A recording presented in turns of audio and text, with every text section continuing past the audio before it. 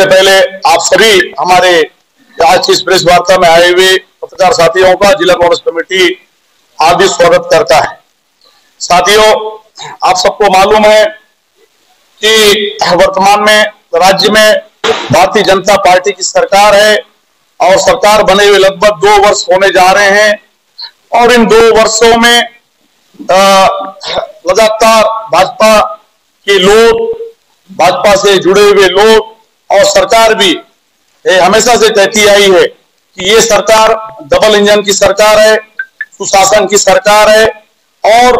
इस सरकार के अंदर में कोई भी भ्रष्टाचार नहीं है, भ्रष्टाचार मुक्त वाली ये सरकार है, ऐसा वो स्लोगन के साथ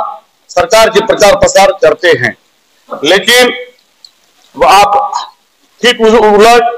2 वर्ष होने के बाद जिस तरीके से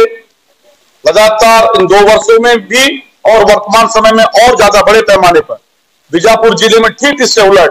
भ्रष्टाचार बड़े पैमाने पे हो रहा है, अवैध कारोबार बड़े पैमाने पे हो रहा है और इसमें भाजपा से जुड़े हुए लोग ही और भाजपा के नेता ही कर रहे हैं। सोशल मीडिया के माध्यम से लगातार ये खबरें प्रसारित हो रही है, आम जन के बीच में चर्चा का विषय है कि वर्तमान समय में भोपालपट्टनम क्षेत्र में ग्राम तीमेड़, भद्राताली, चंदूर और तालागुड़ा क्षेत्र में एक जो रेत का खदान है वहां पर आवंटित था, इससे पूर्व भी था, लेकिन उस वर्ष पिछले बार हमारी सरकार थी, कांग्रेस की सरकार थी, हमने उन खदानों का लीज को निरस्त करते हुए वापस ग्राम पंचायत को पूर्ण अधिकार के साथ शेड्यूल अनुसूचित क्षेत्र के तहत में उन्हें वापस पंचायतों को सौंपा और पंचायतों के अधीन वो खदानें वापस हो रही है। लेकिन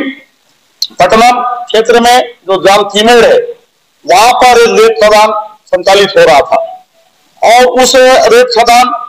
जो वहां पर उस रेत खदान लगभग मेरी जानकारी के अनुसार 2 वहां पर रेत खदान था चल रहा था, एक रेत खदान चला था तीमेड़ में और एक चंदूर में और एक तालागुड़ा में। लेकिन उस रेत खदान में जो रेत भंडारण हुआ था उन पूरे क्षेत्रों में वो हर रेत भंडारण में कहीं न कहीं जुर्माना लगा हुआ था प्रशासन का, ऐसा मेरी जानकारी भी है। और पिछले बार मैंने विधानसभा के अंदर में इस बात को प्रश्न के माध्यम से उठाया भी था प्रश्नकाल में कि कितने रेत खदान बीजापुर जिले में संचालित हैं, उनमें कितने रेत खदान में जुर्माना हुआ था, किस चीज को संचालित है। और उस प्रश्न के उत्तर में शासन प्रशासन ने मुझे अवगत कराया था विधानसभा पटल पर कि उस तीमेड़ रेत खदान पर 28 लाख का जुर्माना वर्तमान में है और ये भी मुझे अवगत कराया था कि 28 लाख रुपया अभी तक की स्थिति में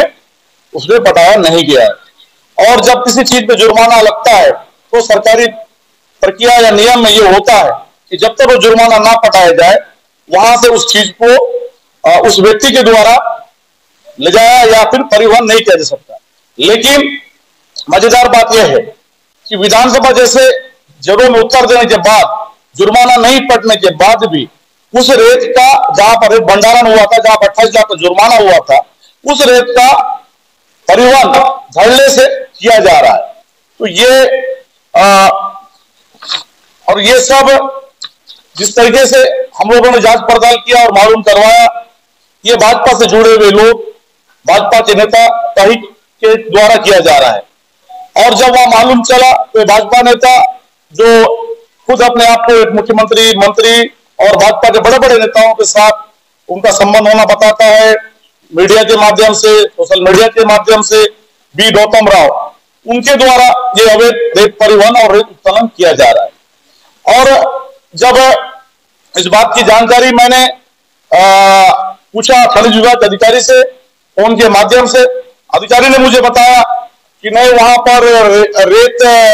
अवैध परिवहन नहीं हो रहा है। जब फिर मैंने उन्हें बताया कि जुर्माना लगा है तो उन्होंने कहा कि मुझे इसकी जानकारी नहीं है। फिर मैंने उन्हें बताया कि आप नए आए, विधानसभा में मैंने प्रश्न उठाया था, प्रश्न के उत्तर में ये जानकारी मुझे मिला है कि वहां पर 28 लाख का जुर्माना है।